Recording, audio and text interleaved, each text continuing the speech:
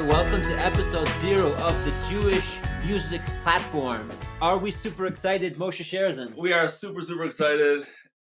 We're relaxed, excited. Excited for ourselves, but also excited for you, our listeners, to really get a glimpse of the music that's out there. Some music you may be familiar with, some you may not be familiar with. I'll hand it over to Tuvia. Okay, so I'm Tuvia Kopstein. This is Moshe Sherizen. We are two guys in Detroit. Motor City. And we're two musicians, and we want to tell you in this episode what we're doing here, a little bit of our stories, and why we're making a Jewish music platform. And perhaps you like Jewish music, or perhaps you're curious, what is Jewish music? And perhaps you are aware of something that's out there. Maybe you aren't. But in any case, what we're doing with the Jewish music platform is we are trying to go on a journey, like we say in our intro. Yeah. We're going beyond the mainstream. And there's a lot of music out there, and if you would Google Jewish music, you would find whatever is the mainstream that's being put out there and promoted, and a lot of it is very, very good, and a lot of it's all depending on tastes and That's what right. you like, what you don't like. But we believe that there are so many talented Jewish music composers and musicians out there whose story is not being heard. They're not being promoted because it takes a lot of money to have a big marketing machine behind you and get your ads out there in the papers and the magazines and on the digital media space and in social media.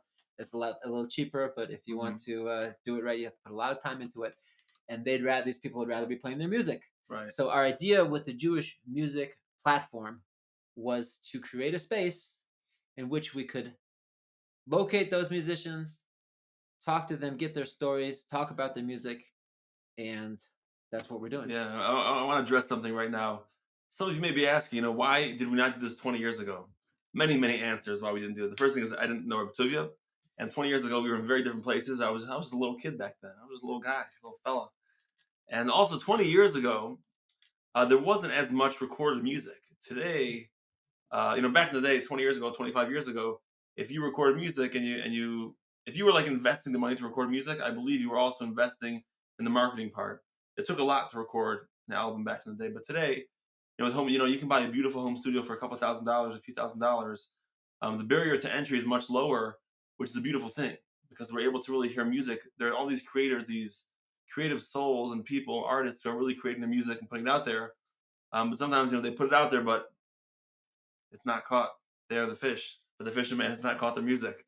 So that's also, we're just really hoping to give those guys a platform, the people who we feel are good musicians. And speaking of good musicians, Tuvia and I are good musicians, right? You want to play some trumpet? Do you do the mouth trumpet or no? The trumpet is not here. He does much better mouth trumpet than I do.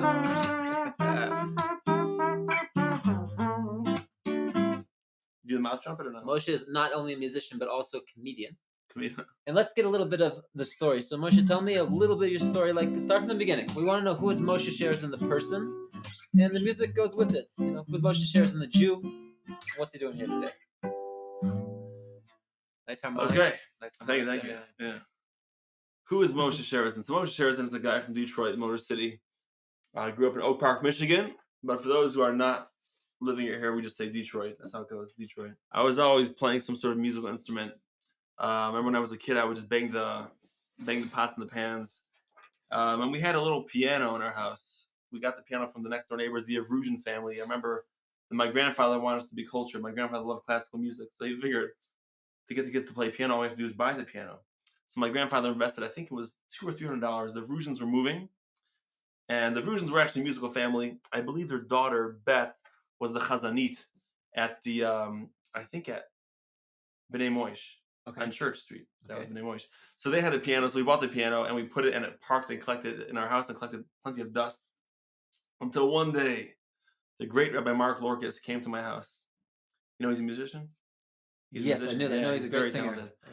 So Rabbi Lorkis came and he said, Moshe, you play piano? I said, no. He said, do you want to learn? I said, yes, I would love to learn the piano. So he said, listen, what you got to do is you have to take these few little chords and just get really good at them and then call me back if you want to learn something more. So he taught me a progression. He said, went to the A minor, to the G, to the F, to the E major. Something a little bit like this.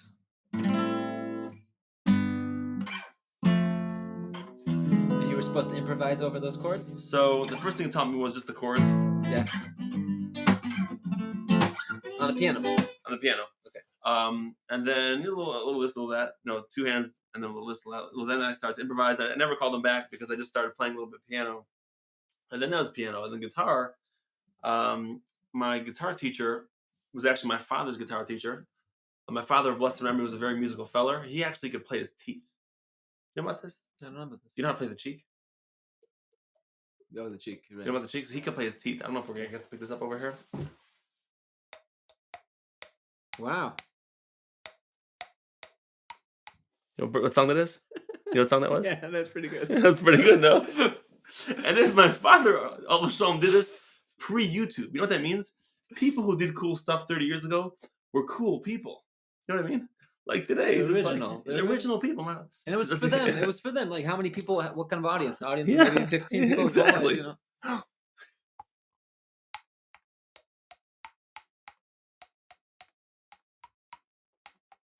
Anyway, so that's amazing. So yes, my father, exactly, amazing. So he played the teeth and then a little bit of guitar from the Detroit's famed Russ Siegel. Mm-hmm.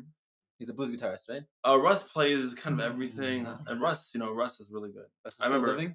Russ is my neighbor. He's a Gesundten Stark. He lives across the street from me. Yeah. Okay. Our kids are friends now. So Russ, I remember he played Eruption. You know Eruption? Eruption's a song with Van Halen again. Beautiful, beautiful. Very talented. So Russ, one day my father couldn't make the lesson, but Russ showed up. My mom said, you want to take the lesson? So I took the lesson, and Russ taught me, and I thought that was so cool. Bad. Okay. And then I started playing guitar, and just fast forward through this. I played guitar in different bands when I was a kid in high school. I had a buddy, Yankel Schwartz. And Yankel Schwartz, we used to play in his garage. He had a set of drums. He had an old organ, and then we'd switch around. He'd play the drums, I'd play the guitar. Then and we had some other guys we used to play with. We used to play in a little coffee shop in Ferndale here. We called ourselves. I think we called ourselves the Big Day Kahuna. That was the nice. That was the band. Nice. We felt like we had a stage. It was really an open mic, but they'd give us an extra 5 minutes, maybe because we were little kids, and that was a lot of fun. Then went to Israel. I had a little band here and there, but then the best music I ever played, I believe, was with. I mean, there's lots of good music. Was with my buddy Avi Gans. My buddy Avi Gans, who has a little bit of a name in the Israeli music scene these days. He was on The Voice, which I think is a show in Israel. Okay. And we had a band called the Jerusalem Sound Factory. We were very, very good. And now I'm here back in Detroit playing music. And the Jerusalem Sound Factory was on the live music scene in Yerushalayim? The live party scene. Some bar mitzvahs, bat mitzvahs. So it was that kind of vibe. Okay. That vibe. But it was a good vibe, It wasn't the oi oi vibe. It was the, It was something different. Yeah, a little bit of reggae. It was really good, yes. Okay. And here we are back in Detroit playing music also here and there. Little parties, little events. Comes us in. I never made it famous. I'm not yet famous. I'm not yet a rock star, but that's okay. I'm grateful. Grateful I'm able to play music. People bring people joy. And bring myself joy. The truth is that Moshe is famous. And sometimes I tell people who I'm doing the podcast with, and they say, oh, is he the guy? And I said, yes, he's the guy. Because Moshe is an author.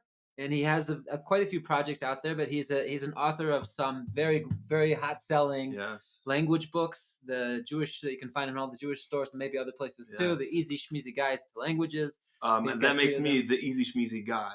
He's the Easy Schmeezy guy. Yeah. He's got Spanish, Hebrew. I started with Hebrew. Started with Yiddish. Started with Yiddish. Yiddish, Hebrew, then Spanish. And I told him a few years ago the next has to be Russian. There's definitely a demand for that.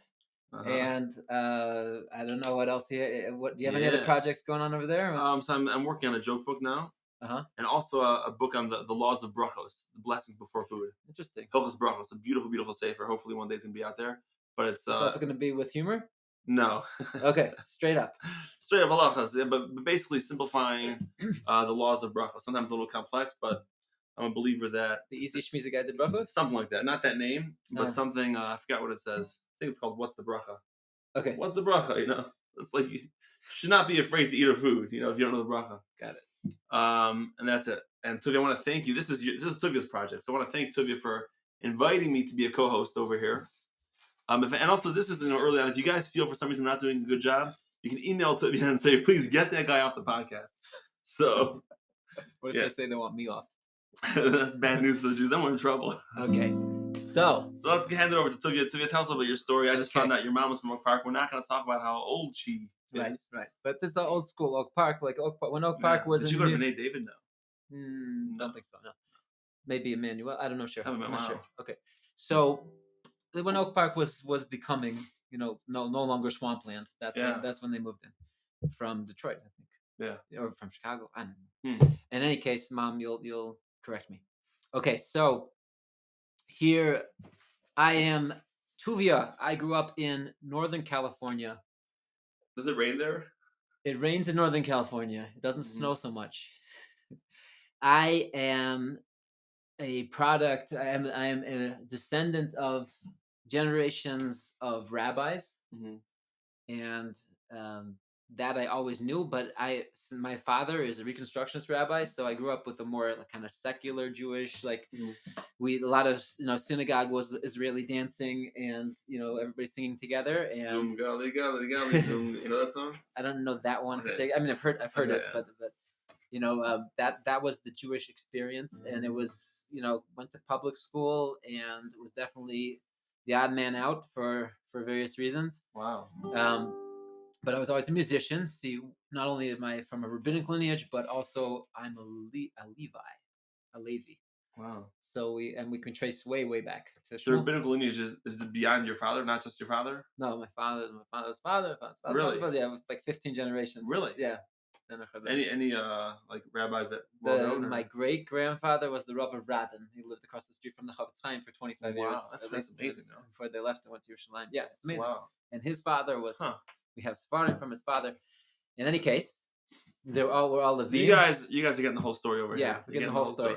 We were Levim, so the music had to, it just had to come. Of course, Levim have two different jobs. Not every Levi is musical, but there are definitely. For the folks who are not familiar with the Levi concept, I want to give them a something.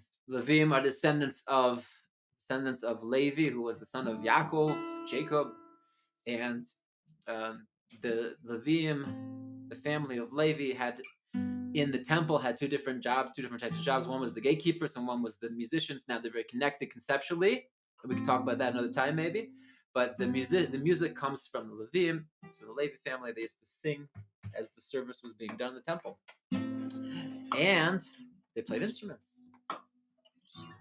And so I always was musical. I always loved to sing. I would bother my friends with my singing. I would sing too much. And in school, in public school, we had in 5th grade the option of going into the choir or the band. Mm-hmm. We had a trumpet at home. It used to be my uncle's. Then it was my father's. No, elementary school, 5th grade. It was my uncle's, then it was my father's, then it was my sister's, and they each played it for some time and then abandoned it. But we had the trumpet at home, and it was a natural choice. I picked up the trumpet, and I ran with it, and I got into it. Then you still have that trumpet? We actually still have that trumpet. Is it a good trumpet? I don't know trumpets. It's not such a high quality. Yeah, it's a cheaper student. You have a nice version. Trumpet today? Now I have a nicer trumpet. Really? Yeah. What's the trumpet cost? Just real quick. I don't even know. You have to look it up. But when I bought the trumpet that I have now, I bought it used. And this was 20 years ago or more, and it was $1,200. Oh, okay. And that was used. Yeah, okay. so this was a lot of So I would imagine now a good one would be $4,500, something like that. We'll look it up. In any case, I very much took to the trumpet when band was canceled because they cut the funding. And in 6th grade, I kept on with a private instructor, and I kept it up, and we. In high school there was band, and I got into the jazz band, etc. Okay, playing my music. I was very into my music. So then when it was time to go to college, I had this connection to University of Michigan, which happened to have a wonderful music school, one of the top ranked music schools. I don't know if you knew that. Went to University of Michigan Music to study jazz, and was very into the music, doing having a lot of different groups, writing a lot of music. You went to college with the hopes and the plans of being a professional musician? Being a jazz musician. So that was my hope. Excuse my ignorance over here. If you go to college, you spend a lot of money on going to college. Your parents spend a lot of money on going to college, yes. And the goal is to play in a bar, to play in a jazz band? You Like, play. why did you go to school for that? Hopefully, the bar is one level below. Then you want to get to the point where you're playing at the clubs and the concert halls, and where you're somebody that people want to go to hear because you're such a creative individual. Yeah. So that was what I was hoping for, and also the composition. I was very put a lot of effort into composing and learning how to compose and arrange and orchestrate. Did you ever record back in the day? Have some recordings from back then. Yeah. Really? Yeah. Maybe afterwards you'll share some with me. Send me an email. Okay. Thank you. And these are on CDs. They're at the little bit. See what? First. Yeah. And so then this was as I was at the University of Michigan, very involved in my music. I followed a friend into the JRC, which was a building close to Hillel. Hillel had services from various denominations, and I actually wanted to have a connection there, but I couldn't find my connection in my first few years of college. I went, which must have been junior year, around the year 2000, 2001. I followed a friend into the JRC, which was at the time being run by the great Rabbi J. And what does JRC stand for? Jewish Resource Center. Mm-hmm. It's a building that's a few doors down from Hillel. I loved it. It was amazing that there were like 75 students there or so, and they were all from all walks of life and all different interests, and it was just open and warm and welcoming.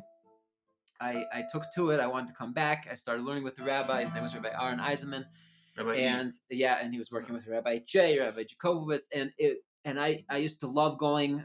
It was something that I felt I was really connecting to something much deeper about who I was. And so this eventually replaced my career goals.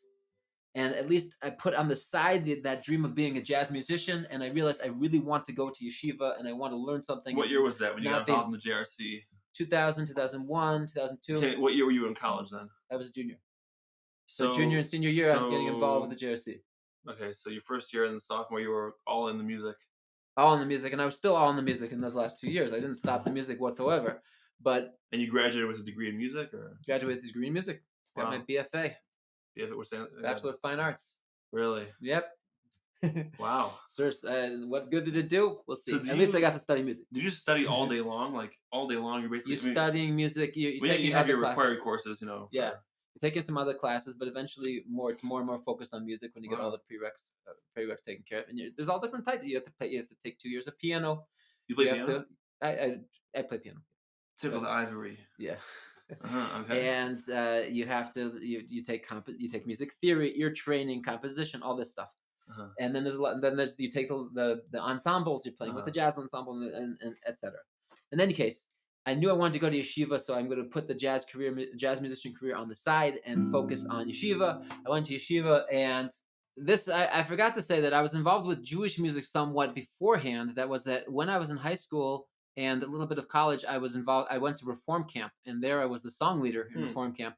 And the song leader is you take a session, and you're the one who has to get them.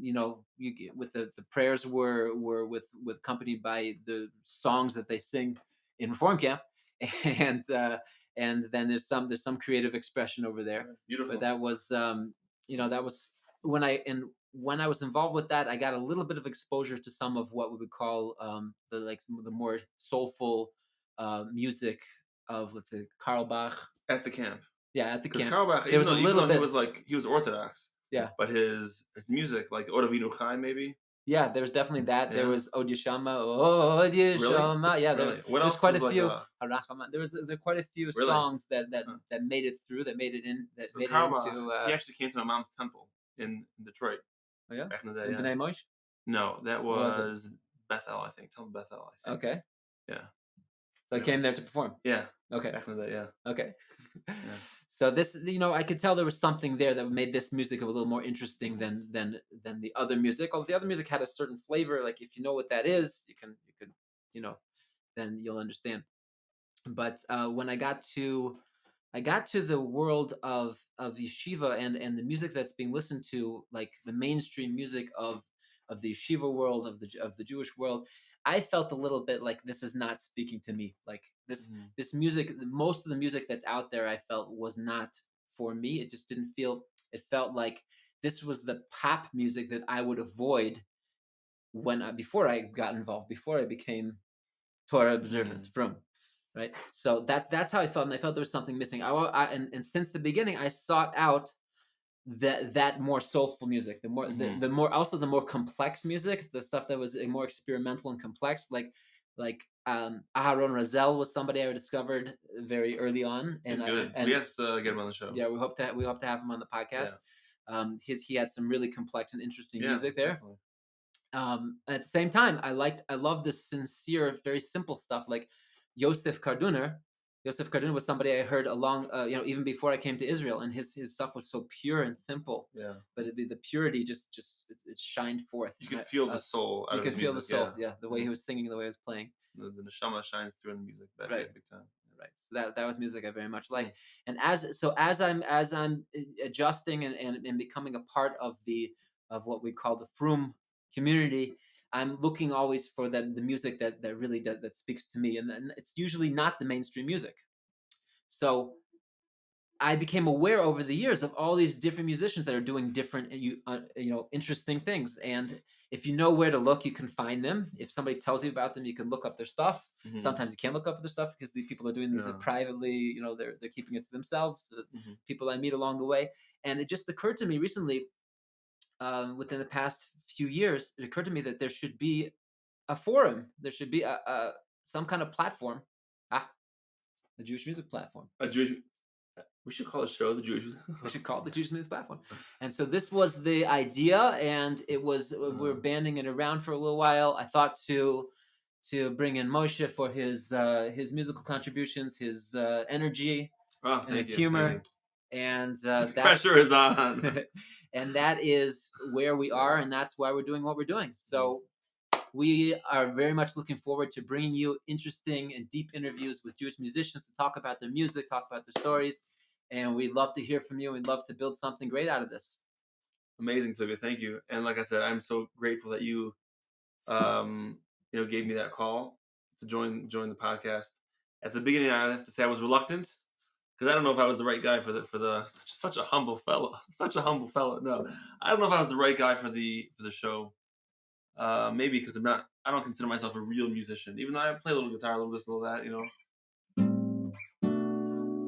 But I'm not I don't know how to read notes. Is it okay? We still friends? Yeah, we're still friends. Still friends. Okay, I don't know how to read notes. I know some chords. I know what they're called, but I didn't feel that I was, the right guy to be part of such a important podcast. But after a little bit of a nudging from Tuvia, a few more text messages, I decided to, that I would take the honor, and I'm grateful to be here. Super, super excited. And just a question for some of the listeners may have, and just to let them know, should we be expecting to hear from, big names that we may hear, I don't know, like at a concert, a community concert? Are we going to hear from people who we haven't heard from? Are we going to hear from guys who are just like playing in the basement? Who, you know what I mean? Like, what are we, and we may not have the answer yet. I don't know, maybe you have the answer. Yeah, well, so we're always formulating exactly what we want. Some of the people that we're going to be interviewing are people that you've heard of and you love. And when we're speaking to those people, we want to get a different kind of interview. Because you can look up their interviews about them and maybe even hear their story of where they came from. But we want to ask them some questions that are not being asked and get it, like the unappreciated music that they're making, the creative process. And then a lot of them are going to be musicians that you never heard of. And we want to bring their music out to a bigger audience and help get their stuff out there and help encourage them to create more music by doing so. Nice. I think there's going to be really something for everyone. On one hand, it's like we're the Jewish Music Platform, but we actually have a little spoiler. We recorded a couple episodes. Is it okay if I say that? All right, it's okay. Yeah. And let me tell you something. I was blown away by these interviews, and we have a direction, but there's every we start with a plan when we record an episode, but sometimes it goes a different direction. And if you are, I was thinking specifically, on one hand, as the folks who like music will learn about new music, a deeper understanding. But if there are any musicians out there, I think that this podcast will be very inspirational for musicians want to put this stuff out there to see, because we're going to have folks all along the journey of production. So you guys can sort of see behind the scenes what it takes, what it takes to make it happen. And then maybe one day you can be famous and be a guest on the Jewish Music Platform.